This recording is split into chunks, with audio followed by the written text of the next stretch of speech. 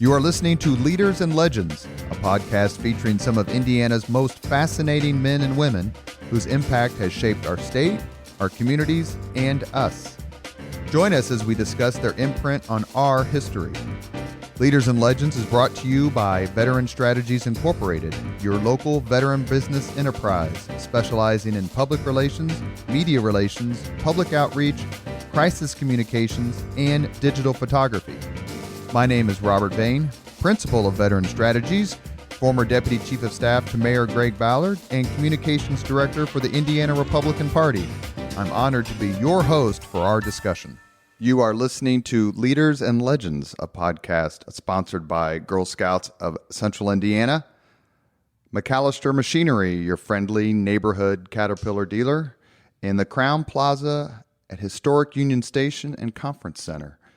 Today we are at Edge, talking with someone so powerful and so influential that he compelled me to push the podcast posting back a day just for him. Dave Neff, thank you for letting us come here. Hey, it's a pleasure to be on. I don't know about that intro, though. Oh, it's 100% accurate, and even if I could say no to you, there's no way I could say no to Sarah Holsapple, who's a absolutely phenomenal PR person. So if you're looking for PR help and you don't want to hire Veteran Strategies, which I don't understand, but I do understand, Sarah Holsapple, Holsapple Communications, please contact her. She's absolutely wonderful. Couldn't agree more. Absolutely. That's why we hired her back this year. Well, keep hiring her back because you're going to get good things. Tell us a little bit about yourself, where you're from, and then we'll talk about not only Edge in general, but EdgeX coming up, which is a terrific program. Well, I'm an Indy guy, born and raised, and feel a little silly kind of telling about myself, given some of the true legends you've had on this show, Robert. It's been fun listening the last 6-9 months you guys have had this show, and kudos to you for kind of the following that you've built. But I was born here and grew up really mainly around 75th and Allisonville, so northeast side, Steinmeier neighborhood, and went to Heritage Christian from 3rd grade to 12th, and then went off to Ball State University, chirp, chirp, Harvard of the Midwest, as some people like to call it, a small group of us. But I had a great 4 years in Muncie, believe it or not, and proud to be a Cardinal. And so I've been back in Indy now about a dozen years, and my career has been unique, as all of ours are, but started in sports entertainment, worked for Pacer Sports Entertainment for 4 years, 07 to 11, which was an interesting time to be with the Pacers. After the brawl a couple years before, the Colts had just won a Super Bowl, the Great Recession was hitting. It was kind of a perfect storm of factors working against the Pacers, but I learned a lot. We can talk more about that. And really, as I look at where I'm at today, a lot of my opportunities and relationships lead back to the Pacers, starting with none other than Jim Morris, who I know you had on here recently. Then I went to Exact Target in the fall of 2011 and rode that wave for just under 3 years and saw everything from us going public to getting acquired by Salesforce. And then I stuck around about 6 months after the acquisition before coming to really be kind of the founding staff member of Edge mentoring, which we can talk about here in a little bit. So it'll be almost 6 years. End of 2019 will be 6 years that I've been with Edge. And on the personal side, I'm married. My wife, Joelle, and I will be celebrating 6 years in a month or two. And then we've got a 3-year-old and a 1-year-old, Lincoln and Nora, and we live in Butler, Tarkington. So life's full right now with little kids at home. The Heritage Christian to Ball State cultural shift, what's it like when you go from a school like Heritage Christian, which is a terrific school? I know several folks that send their kids there. And my kids go and went to Roncalli, so I can understand the need for additional sort of, I don't want to say religious instruction, but that's probably the best term for it. Did you have just a blast at Ball State? Because if you didn't, you were the only person I know who didn't. Yeah, I mean, Robert, growing up at a private school, I'm grateful for my experience at Heritage, and was raised in a faith-filled home with Christian parents. Church was a big part of my upbringing. But I remember having the thought when I was looking at colleges, a lot of my friends at Heritage went up to Taylor or Anderson or Indiana Wesleyan. And I don't know if it was foresight at the age of 18 or what, but most of my exposure to a non-sort of Christian school crowd was through playing sports, so through playing club soccer, through playing AAU basketball. And so I just remember being like, I could go to one of those schools, Christian colleges, but I felt, Ball State had a program, TCOM, that I was really set on. I ended up switching to sports administration, but that I was like, you know what? From both career interest as well as it's more truly the real world, right? I think some of these private schools, while great, and I've got only positive things to say about Heritage, it is a little bit of a bubble, especially back then in terms of just diversity of thought, diversity of skin color, everything. Obviously faith, religion. So Ball State was a really formative 4 years for me because I was always the guy that, I certainly had close friends, but I ran in a bunch of different circles. I played club soccer a couple years. I was active in my major. I was part of an on-campus ministry called Crew. I worked in the athletic department. So I was always somebody that was kind of just trying to get to know different people while I was on campus and not just going to dinner or lunch with the same 3, 4, or 5 people, every day of college. Fast forwarding a little bit, your matriculation to the Pacers, how did that come about? And you mentioned it was very impactful. When I was in the mayor's office in 2010, I think it was July, maybe, that's when we did the $33.5 million, I think it was.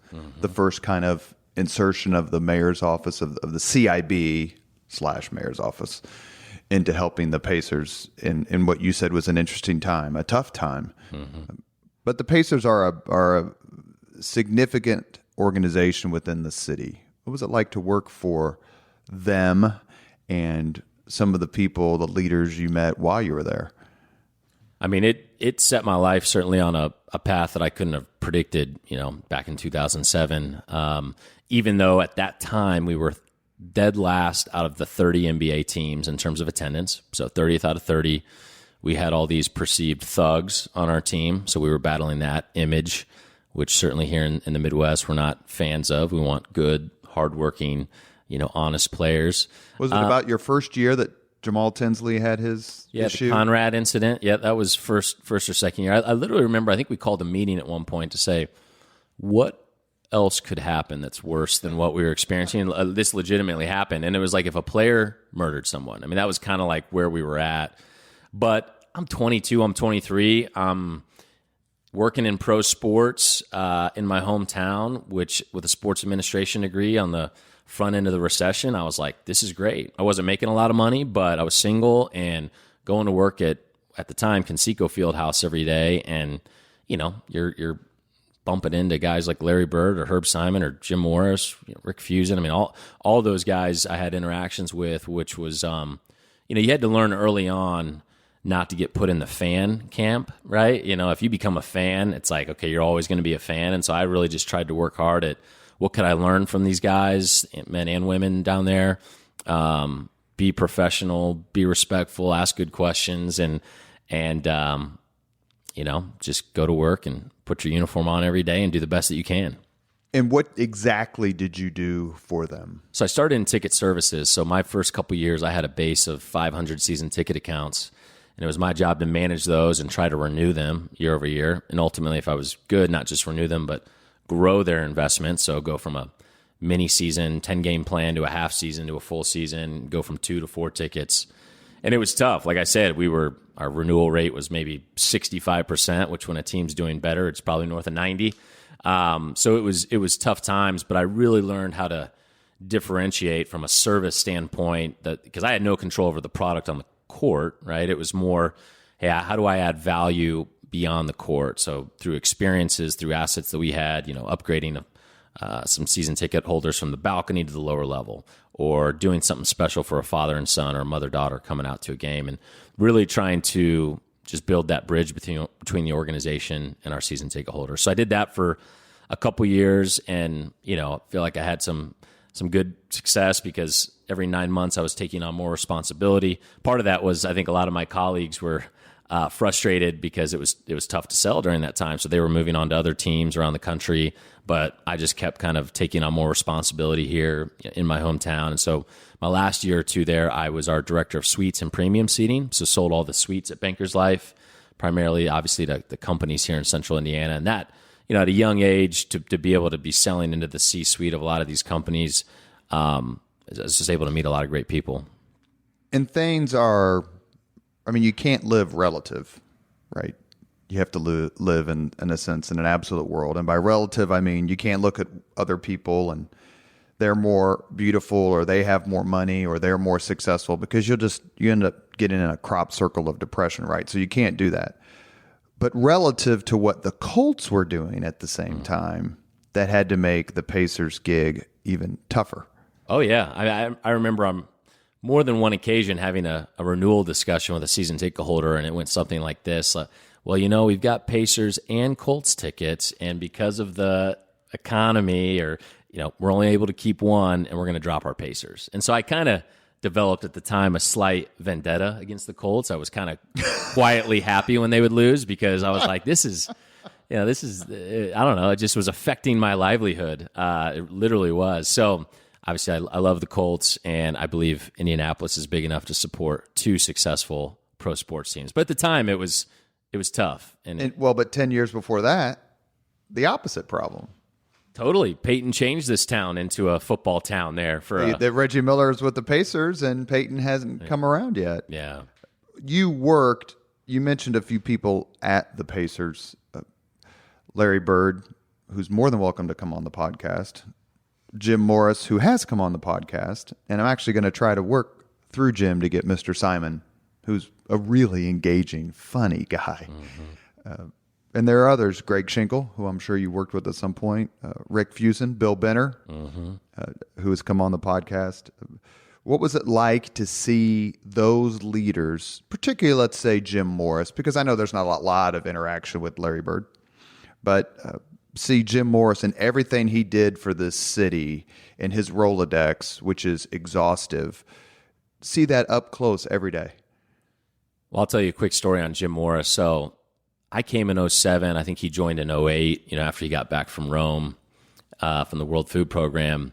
And I remember there was like an internal memo that went around that there was going to be an announcement. We were going to name a new team president, Jim Morris. And at the time, I'm 22, 23. I'm like, who's Jim Morris?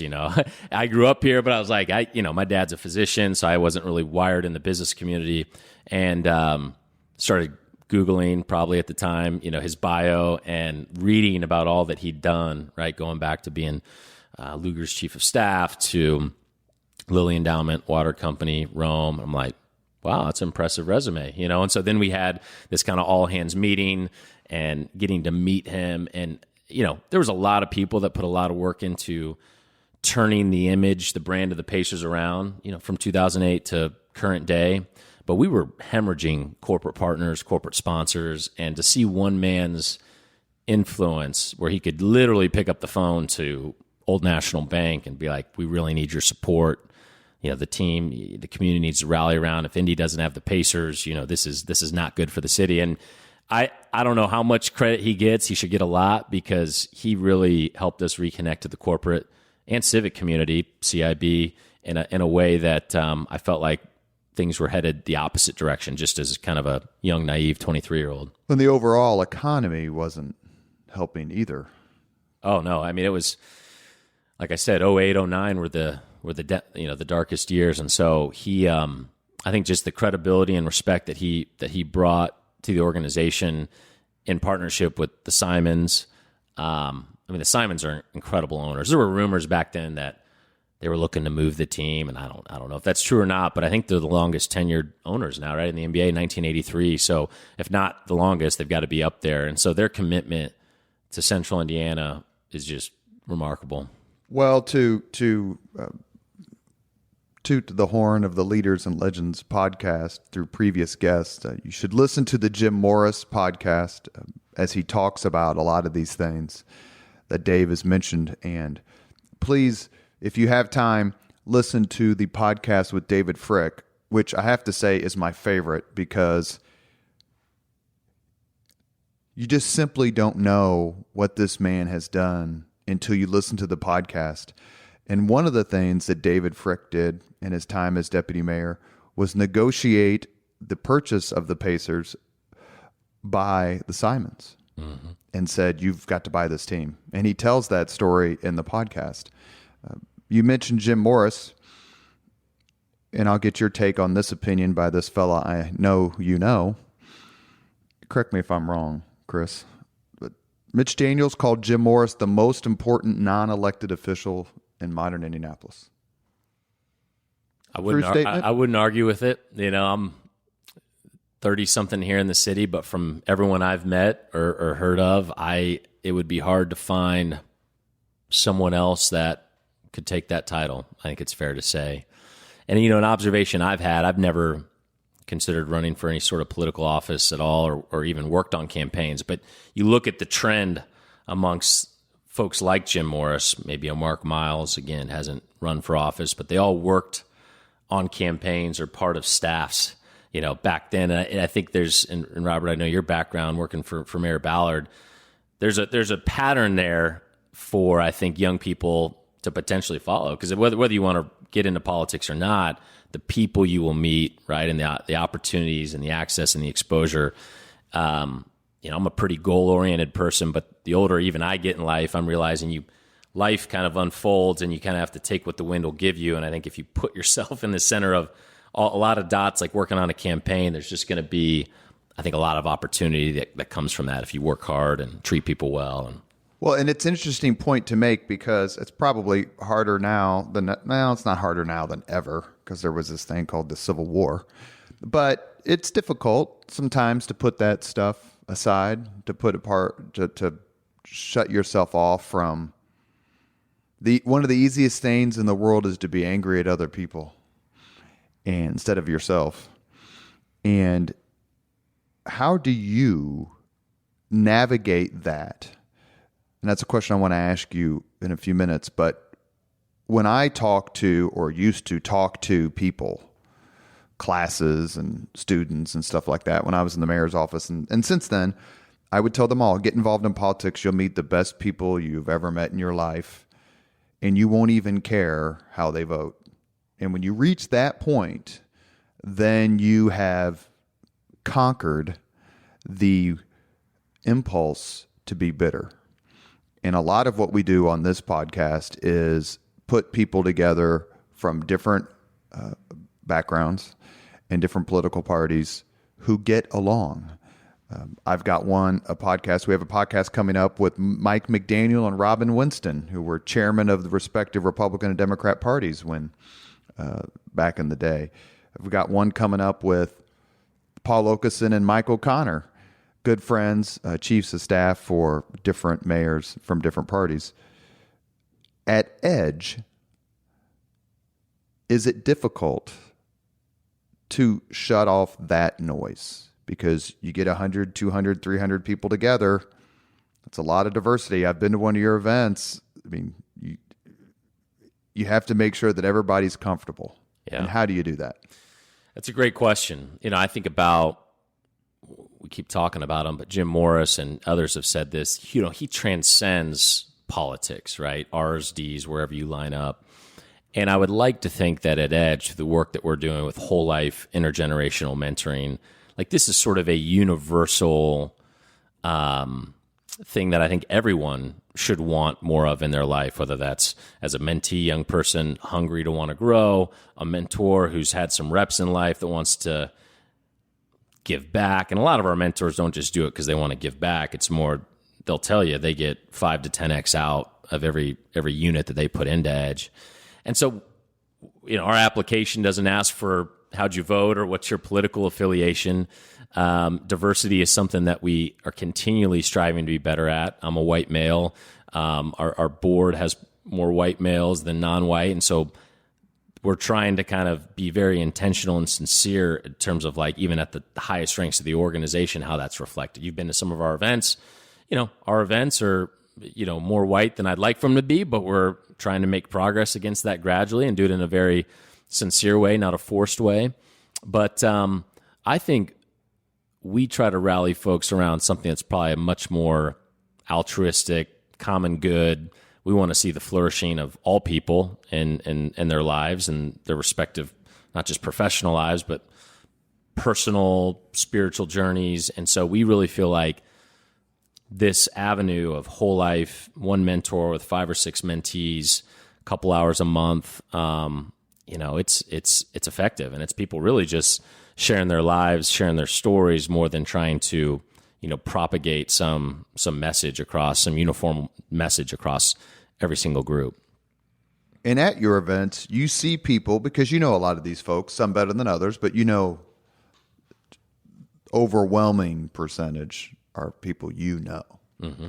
You see them talking, and do you ever go, man, look how well this is going. They must, politics isn't getting in the way of this. I know how person A votes, and I know how person B votes, and let's see. And they're just working together, because that's the overwhelming theme of the podcast. The overwhelming lesson, which is a better word, of the podcast is how much people talk about working together to make Indianapolis better, and it's been that way for 50 plus years now.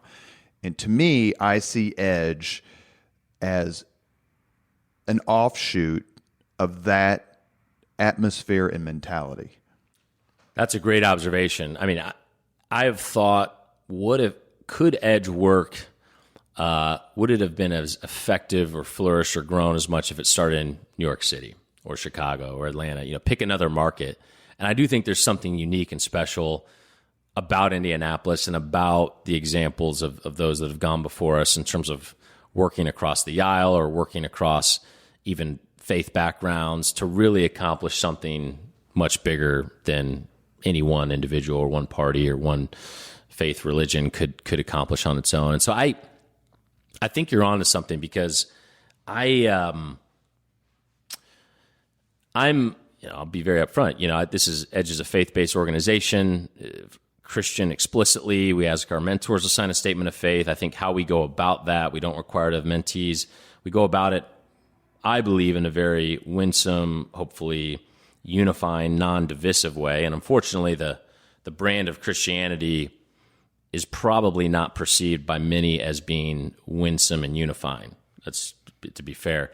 And having grown up in this church and over time making my faith my own and not just my parents, I think my observation is Christianity is a great speaking religion, but oftentimes a terrible listening, religion. And so even in my own life, having friends that are Muslim, Jewish, and just seeking to understand where they're coming from and how they see the world is something I can continue to get better at, but it's something I really try to be intentional about. So does that help? Absolutely. And then how does Edge find its people? Well, there's a few tactics there, and some I'd say they just find us, but so if someone is listening to, forgive me, this is what I meant to ask. If someone's listening to the podcast and they're like, this sounds really great. Yeah. edgementoring.org is our digital footprint, our website. You can go on there. Mentees are 22 to 34 typically. Mentors are generally 40 and older. So you can kind of see, do I fit one of these buckets? Do I not? We've launched about, Robert, over the last 5 years, about 175 Edge groups. So a group is one mentor with 5 or 6 mentees. So I'd say groups are sort of the tip of the spear for people that are like, man, I need more of this, kind of this third space. It's not my work, it's not my church, but a third space to engage in these, whole life, intergenerational mentoring relationships. I think most people that are coming to Edge, this is a question from our application, is they're looking for community. They're looking for, if you're a mentee, like-minded peers. And then some are just like, I want a mentor. And for me, I've always, I guess, sought that out intuitively. I don't think when I started the Pacers, I was like, I need to find a mentor. But you meet people in your life. There's a chemistry. And Jeff Simmons was one of those guys, the CEO of Elanco, who really is the founder of Edge. I could list others from my time at the Pacers. And so but a lot of millennials, I don't think, know where to go to find a mentor. And they're like, I've had coaches, I've had teachers, I've had my parents or some other family member. And so what we're trying to do is just, we live in a very age-segregated society. And 100 years ago, it was very age-integrated, just families growing up, working farms together, you name it. Now it's kind of outside of your work, you probably run with people that are close to your similar age of life. There's some outliers that seek it out, but most don't. And so there's a train of thought, and again, Chris, correct me if I'm wrong on this, that social media is part of the problem of this segregation. That people are more solitary, they're more alone than they ever have been, counterintuitive to the fact that I play Words with Friends with a girl who lives in Australia every day. So there's that connection, small c, but there are fewer capital C connections. Yeah. Do you believe that's a fair criticism based on your experience? 100%. We did a strategic plan a year ago with a grant we received from the Lilly Endowment, and the 3 big data points speak exactly to what you're calling out. One was millennials are lonelier than senior citizens. So we're the most digitally connected generation. We've got friends, we've got followers, whatever, on all the social media platforms, but there's a lack of real, authentic, meaningful relationships, right? So there's this disengagement from community. Secondly, less than a third of millennials are engaged in their current place of work, meaning they're actively or passively looking for a new job, which costs employers north of $500 billion annually in lost productivity. So there's a professional disengagement. And third, in our model, is the spiritual disengagement of young people that did grow up in some church or faith setting. By the time they finish college, only 11% are still regularly engaged. So you take those 3, community, professional, spiritual disengagement. The loneliness epidemic is a real thing. It might sound kind of soft and a little froofy or whatever, but I mean, it is. That's why you're seeing all-time high levels of anxiety and depression and suicide. And I believe that the way we were created is we're hardwired for community. I mean, I know there's introverts and extroverts among us, but everybody wants, I think, to be known by somebody else, right? And that's just hardwired into how we were made and how we were created. It's in our DNA, I believe. And so, a lot of that is what Edge is doing. We're brokering, we're connecting with intentionality, with chemistry, and across generations. But I do think this is what starts to create stickiness for people. And I think there's a talent strategy here. We can talk about that later for cities in terms of, man, if I have a mentor, am known by several people in Indy, why would I want to go out to San Francisco where I'll be another number and maybe be a great experience for a couple years, but you know what I'm saying? So it's do you think some of it's fear of there's the spiritual advisor to the Leaders and Legends podcast, Rodney Dangerfield, once said, "My wife and I were happy for 30 years, then we met."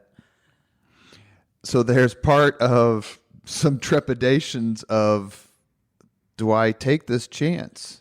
Yeah. Do I put myself out there that I need someone? I need a mentor. I can't figure it out on my own. Why can't I figure it out on my own? Why can't I be successful? And when you have to lean on someone else to whatever degree, that is almost an admission. And you have to get past that in order to reap the benefits.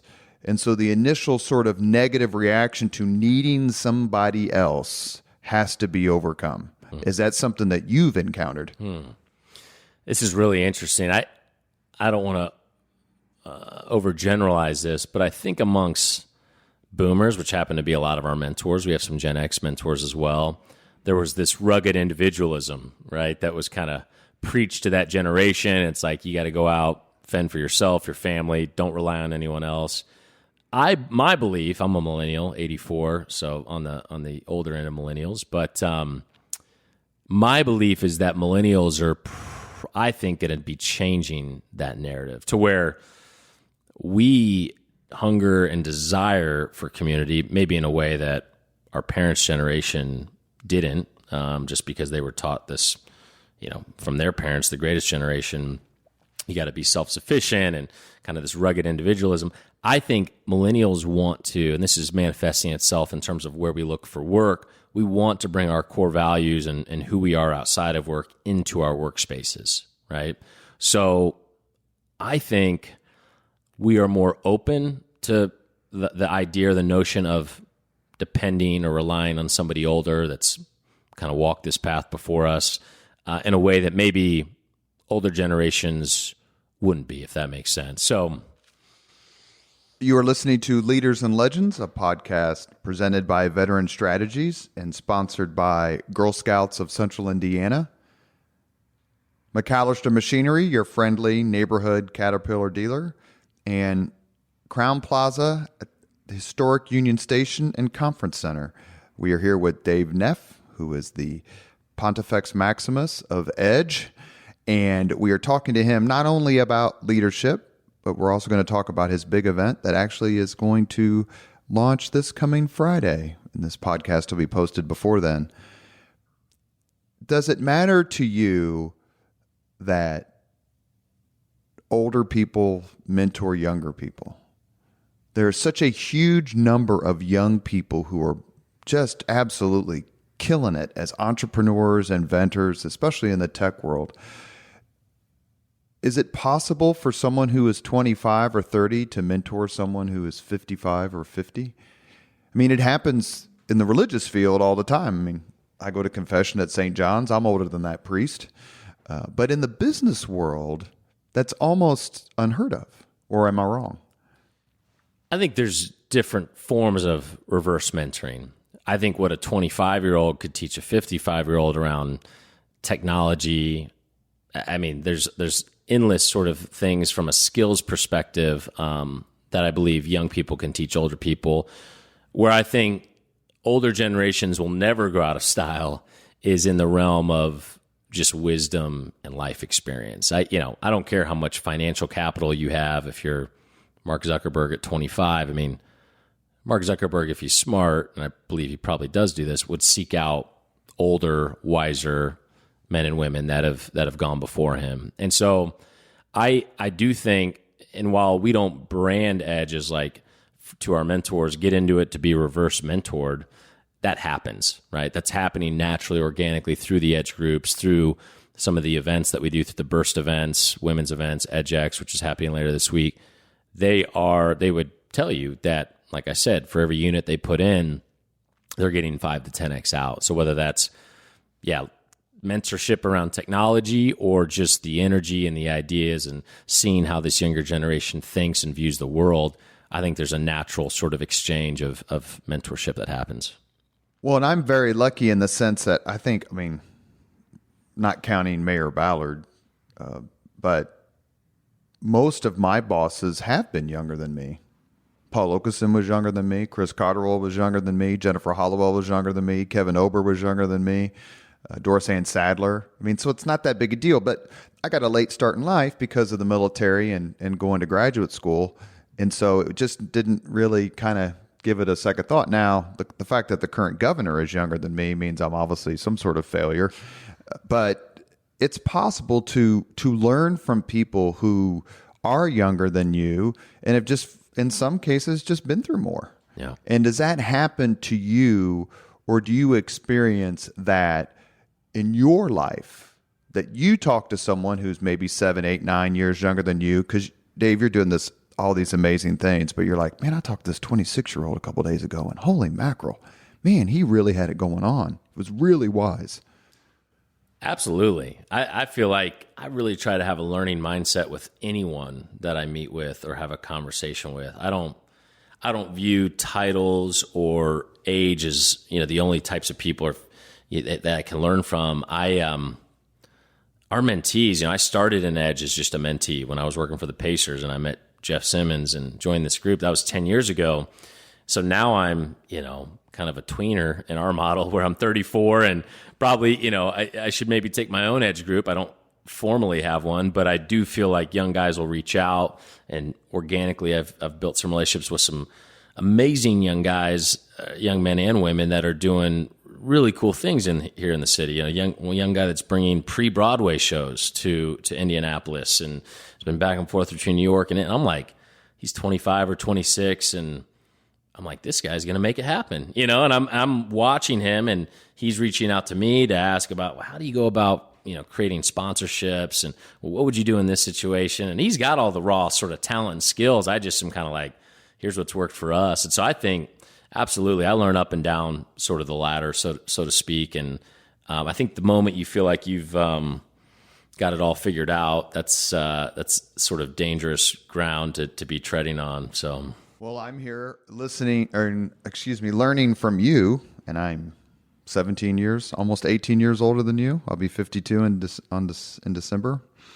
And we wouldn't have this podcast. I wouldn't have this podcast, quite frankly, without Chris Spangle, who is considerably younger than me, and his incredible knowledge and generosity of thought. And he's been amazing. So thank you, Chris, for all that you've done to help this podcast, because I was clueless. And in some ways, continue to learn from younger folks, because it's called Leaders and Legends, and you'd have to assume the legends are going to be my age or older, but that doesn't mean that the leaders are going to be my age or older, which is one of the reasons we're here with you today. And it's also probably would be remiss of me not to mention that for those who look down on millennials and they get lit up, not completely without cause, but not totally with cause, that a lot of these millennials you're huffing and puffing about are the men and women who've stepped forward post 9/11 to volunteer for the military. And my son's 30. He's done 2 tours in Afghanistan. He didn't have to do that. No. He could have been playing Mario Kart or whatever the hell was popular at the time, but he stepped forward. Do you find that the generational divide can be bridged, whether it's boomers or Gen Xers or millennials, if they talk more, sit down together more, and you consider that a larger lesson for society? Mm-hmm. This is something that I kind of beat the drum on, even just with my friends. We live in a culture in which, frankly, we keyboard box, as one of my buddies likes to call it. We sit behind screens all day, every day, whether that's your laptop or iPad or smartphone, and that's just it's efficient. That's how you manage relationships. And sometimes I had a group of buddies that have a group text, and I'm like, let's actually all go hang out together, because this group text is a waste of time. Honestly, my wife gets annoyed at it because it's just like, banter about pro sports and other. And once it gets started, it's hard to stop. Yeah. And I'm just like, I literally, a group of guys, some I go to church with, some I'm just socially friends with. We did a guys' night a couple weeks ago, like 8 of us at one of my buddy's house, and it wasn't just to get together and drink beers, but it was played a little basketball, and then we sat around the fire and just talked about how's your marriage, how are your kids, how are you, and just tried to bring a level of intentionality, because I think especially the season of life I'm in with young kids and married and work, and time with other guys kind of is the first thing to go. And, it's easy to kind of just get into unintentionally a space of isolation. And so I think to not give up meeting together regularly in person. Now, I know it's not efficient and it takes time, and Indies change. This isn't the 70s where you get lunch, every week with the same people at the same restaurant. There's a lot more people in the city, and it's hard to manage relationships. But I think, if more people, Mitch Daniels said it great once recently, in last year or two, maybe it was at Jim Morris's Duck Lunch, around to not give up meeting together regularly, in person with folks who probably think different than you or vote different or whatever, believe different. It sounds so simple, but I feel like that is, I'm not the first one to say it, that is certainly at the root of what has unfortunately caused so much polarization in our society. So that's something I try to espouse in my own life. Obviously, I have a role that allows me to connect people and meet with people, but yeah. Well, you have new options now that you didn't have in the 70s and 80s. And just because they're new, there's this mentality that it's better. And, there are great memes and photos and essays about how people used to write each other letters. Then they stopped doing that because of the phone. Well, just the thank you notes. George Bush, H.W. Bush, had that book where he was talking about all the notes that he had read. Nobody writes notes anymore. It's always on the phone. Now, if someone calls me, it's like, what the hell are you doing? Send me a text, right? Like, can't you write this down? And so it seems to be somewhat difficult to get it right. Yeah. There is no one right way. And as part of the mentoring that your organization does at all levels, are there 2 or 3 fail-safe, like this works with almost everybody, almost all the time, in every instance? You're asking kind of like mentoring tactics or approaches that always work? Is that like for example, is there a particular question or approach that is just your right bower? It's the powerful one. This is how every group starts out. We call it the lifeline exercise, but it's really just sharing your story. So we ask all mentors to kind of lead the way, share his or her story. And this is, as much or as little detail, not so much facts of I went to this high school and this college, but really shaping forces, right? And the more vulnerable, typically, the better. You don't have to share all your deepest, darkest secrets on call one. But with the mentor modeling kind of that degree of vulnerability, I think then over a series of calls, each mentee will share his or her lifeline. And just the simple power of sharing your story, that's a question I like to let, if I'm meeting someone for coffee for the first time.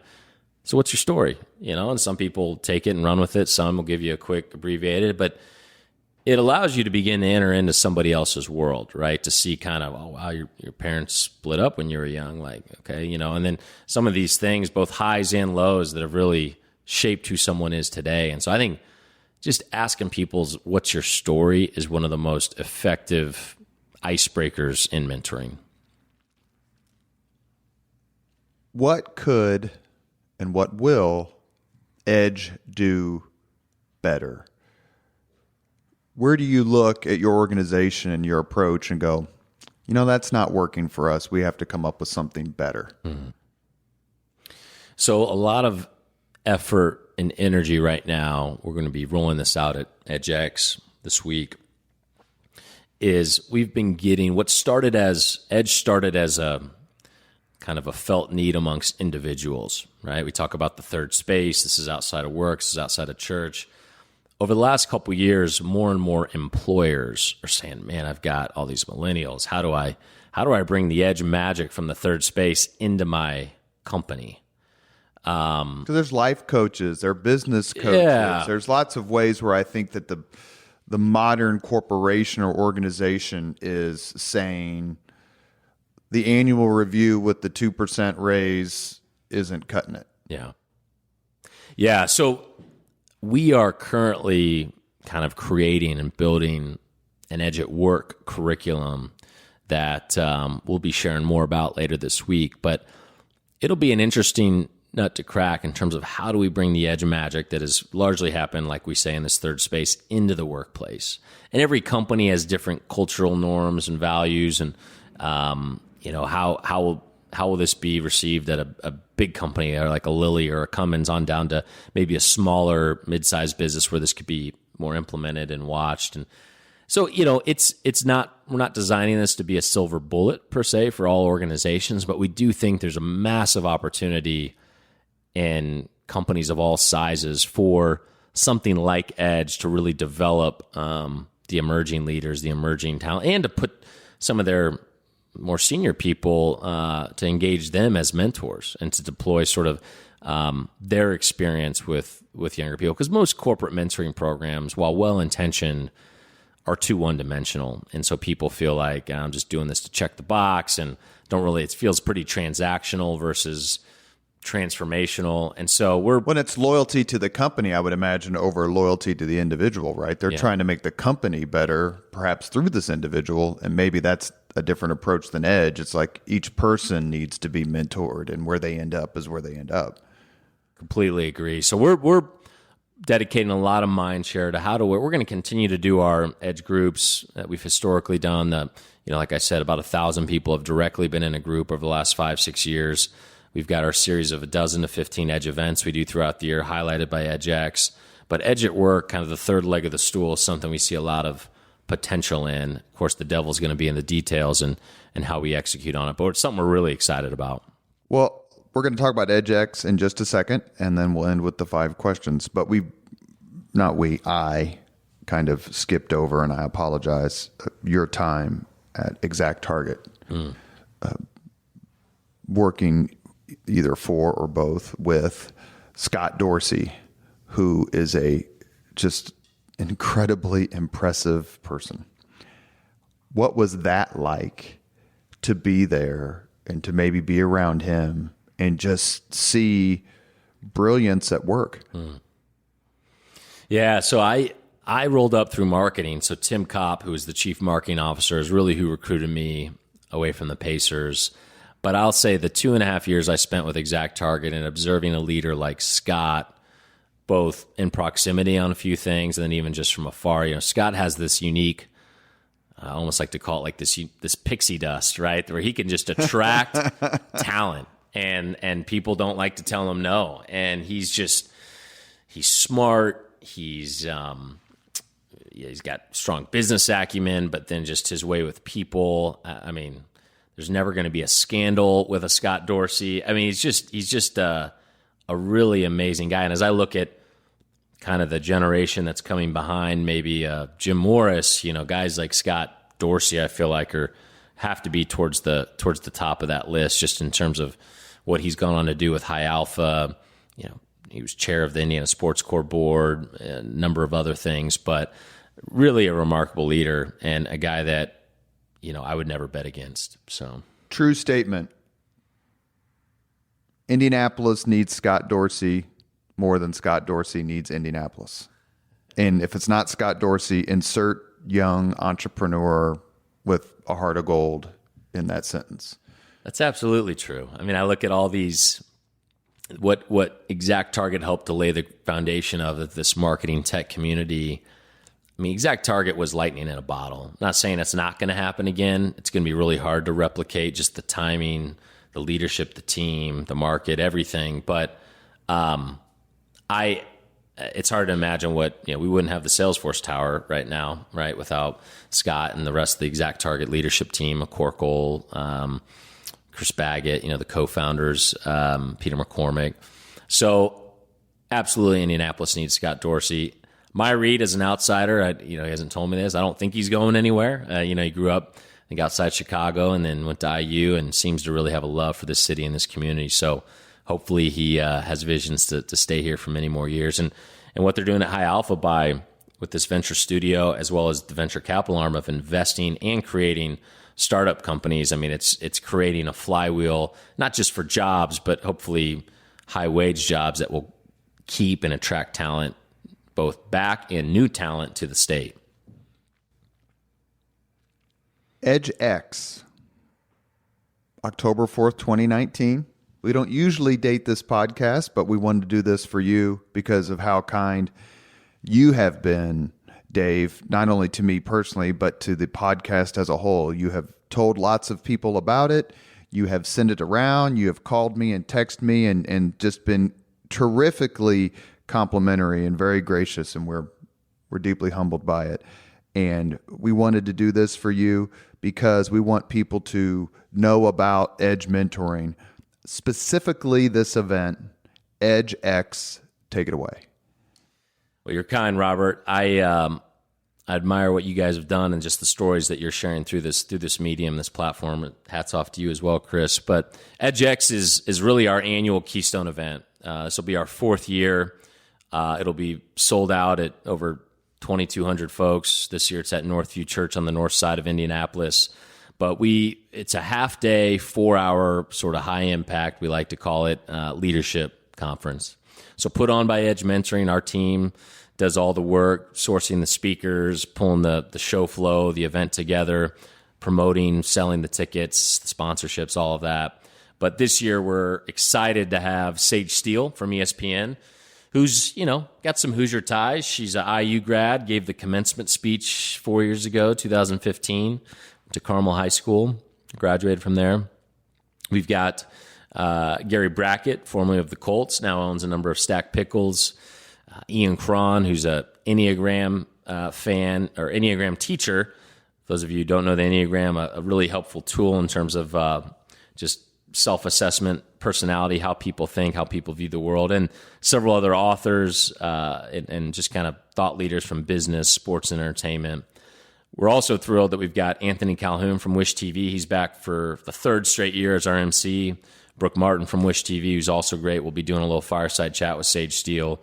So it's really a pretty powerful, I think, 4 hours. And, we've done it 4 years. We've sold out every year. Last year we were at Traders Point Church. A couple years before that, Grace Church on the north side. And we've had Mitch Daniels come speak 2 years ago. Tony Dungy was there last year. Scott Dorsey, Tamika Catchings.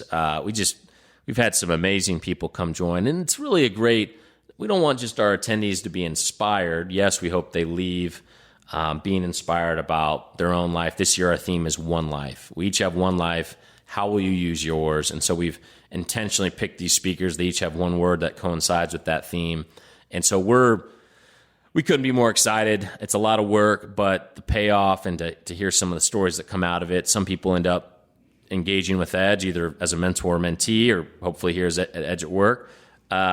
But it's both inspirational, aspirational, as well as we want people leaving with some tools that they can employ, right away in their work or at home.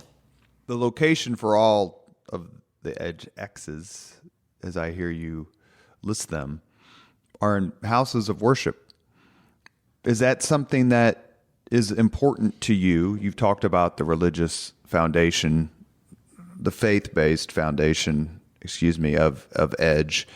Do you ever think, or you're ever worried that this particular aspect of Edge's founding and offerings is not conducive to finding more people? Yeah. Because the millennial attitude towards, I don't know whether it's organized religion or just religion, is significantly different than it was with preceding generations. It's a good question. It's a fair question. It's something I thought a lot about. And ultimately, my vision would be to move it to a third space, like a JW or a convention center. I will say we're very grateful for all the churches that have hosted us, because it comes down to really more of a practical matter of they defray a lot of the costs by letting us use their venue and the audio and you start to go off site, the costs go exponentially up just from room rentals and food and beverage minimums. And so it's worked really well for us to date, but it is something that I think about if this was maybe not at a church, who else might it draw in, just because some people have, a perceived thought or stigma of, I'm not going to go to this event if it's at a church. But to get more minority candidates, a church is more powerful. Probably. Yeah. We actually had a conversation with Light of the World, thinking really outside the box of how do we take Edge or EdgeX to a part of the city that wouldn't be, north side mega church where we've had these events. So stay tuned on that, because it's something that I think we're looking pretty hard at moving forward. Or maybe it's a separate event. Yeah. It's not my job to give you more work, but maybe it's a separate event. Yeah. Who can attend? How does someone get tickets? Yeah. So we've got about less than 50 tickets left, and this drops this week. And so anyone can attend. Tickets are now full value, full price at $99. But it's really a range of 22 to 72 in terms of our audience. So we've got a number of young professionals, even probably college juniors and seniors that'll attend this event, on up to C-suite leaders, decision makers. It's really an intergenerational crowd, from big companies to small companies. Last year we had people come to EdgeX from 15 states. So this isn't just a central Indiana deal. People come in from across the Midwest and across the country, because we have people in Edge from 40 states that are part of a group.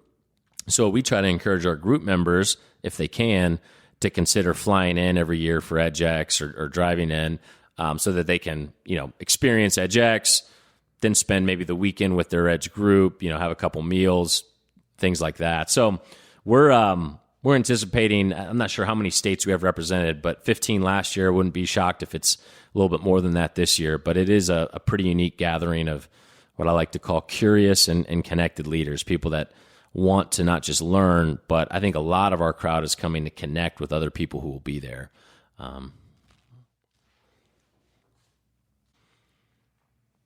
And obviously, it's not just men, because there are several organizations that are specifically mentoring female professionals, and Edge is just one of them. What role is there specifically for a young woman, 20s, 30s, or even older, who wants to be a mentor within Edge? Our female segment is actually the fastest growing segment within Edge, which I think is really interesting. Our female mentee population. And while 5 years ago it was probably 80-20 men to women, now it's 60-40. So it's not quite 50-50, but I think the set, and I'm obviously a male, so I can't speak fully to the female mentor-mentee experience, but there are different questions. I think we'd be foolish as men to say that the male mentoring experience is exactly the same as a female. Just women think differently. If some of them obviously decide to have a family and then go back to work, I mean, different challenges that we as men don't face. And so, through board representation, folks like Allison Melangton, who joined our board earlier this year, Jackie Morales, we are really trying to take a holistic, comprehensive view of we don't want this to just be a male-dominated mentoring organization, but having gender diversity, racial diversity in terms of how we think about the mentorship experience. Well, this city would be exponentially better if Allison Melangton could be a full-time mentor to every single person, because if there is one person I've ever met whom I could ask my daughter to grow up to be like, it would be Allison Melangton. She's as close to a founding mother of modern Indianapolis as there ever could be. She's absolutely at the top of the pyramid of being a leader and an inspirational leader. She's a special lady, and I can't tell you how many people have asked me even one-off, hey, I'd really like to see if Allison could mentor ABC young lady, and I'm always trying to be gracious, but never putting that expectation on Allison. We're fortunate to have her on our board. That was about a 2-year courtship of Allison. Had to wait for her to roll off a couple boards before she had enough margin to join us at Edge. But she is a special lady, and we're just fortunate to have her speaking into where we're headed as an organization. So before we get to the 5 questions, where can someone get tickets to EdgeX? EdgeXconference.org. Pretty straightforward from there. You can see the lineup of speakers, a little promo video, and would love to see you out there. Say it again. EdgeXconference.org. You are listening to Leaders and Legends, a podcast presented by Veteran Strategies and sponsored by Girl Scouts of Central Indiana, McAllister Machinery, your friendly neighborhood Caterpillar dealer, and the Crown Plaza at Historic Union Station and Conference Center. My good friend Jim Dora Jr. is now a sponsor and has been for quite a while. He's a terrific leader, been on IMPD Reserve for 30-some years. It's amazing. 28 years. His father was head of the Capital Improvement Board, and that's just an example of one generation instilling and passing on to another generation. We don't all have fathers like that or mentors like that, but Edge gives you that opportunity to walk into a room and have someone who's done amazing, selfless things tell you how it's done. So we've reached the 5 questions part. Are you ready?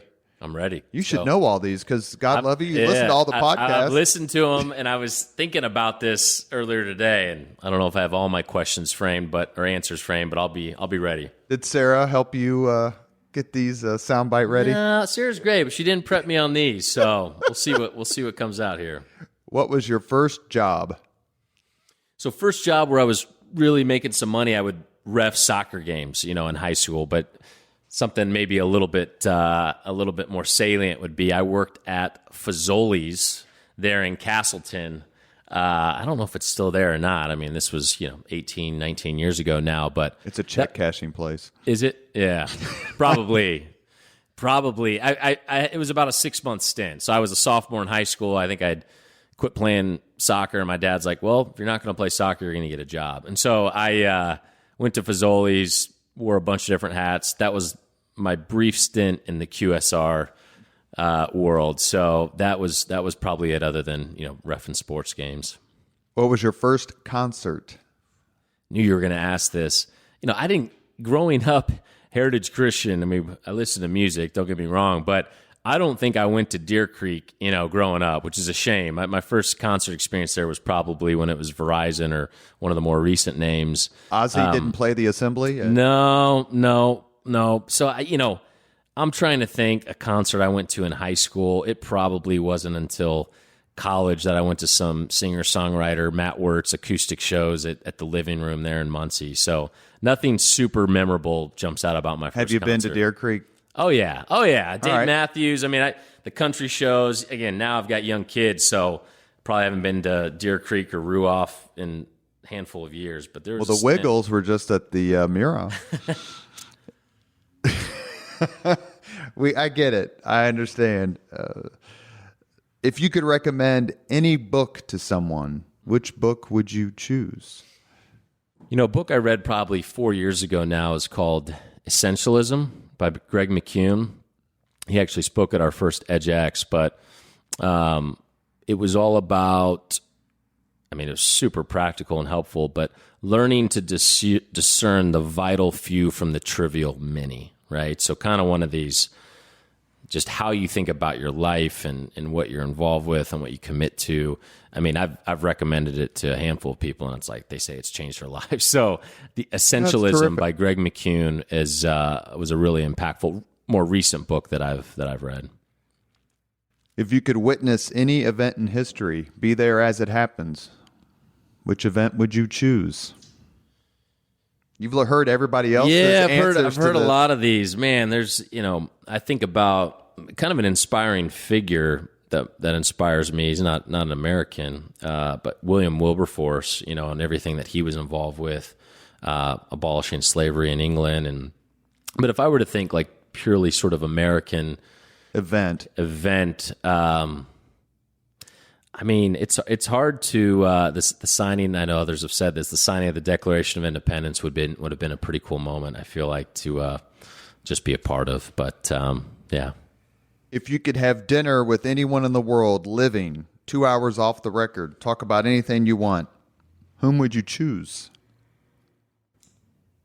Man, there's a lot of ways to go with this. I think any of our former presidents, and here's why, and if I were to pick one, probably George W., just because he seems like he'd be, both my grandfathers have passed, but he'd be like a really cool grandpa, just like his energy and his, I've never met him, but I think if you've been president of this country, just the stories that you could tell, right, of just your life experience. And I again, leading a mentoring organization, I think stories are powerful. We each have one. And so to sit down for 2 hours with a former president, I'd sit down with any of them, but George W., just because of his spunk, I feel like would be a pretty entertaining couple hours. And presidents have been a very popular answer. I think George W. Bush, was that Greg Ballard's answer?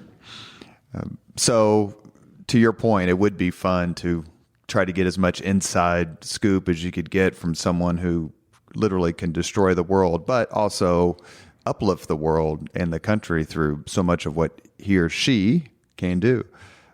A few minutes ago, I said that, asked the question, does Indianapolis need Scott Dorsey more than Scott Dorsey needs Indianapolis?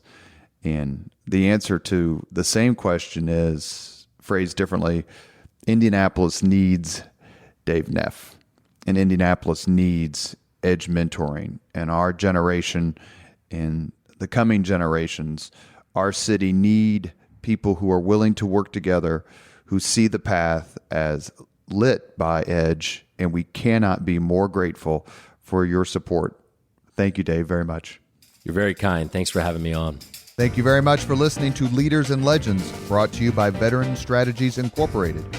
If you want to contact us about this program or our menu of public relations services, please send us an email at robert@veteranstrategies.com. That's robert@veteranstrategies.com.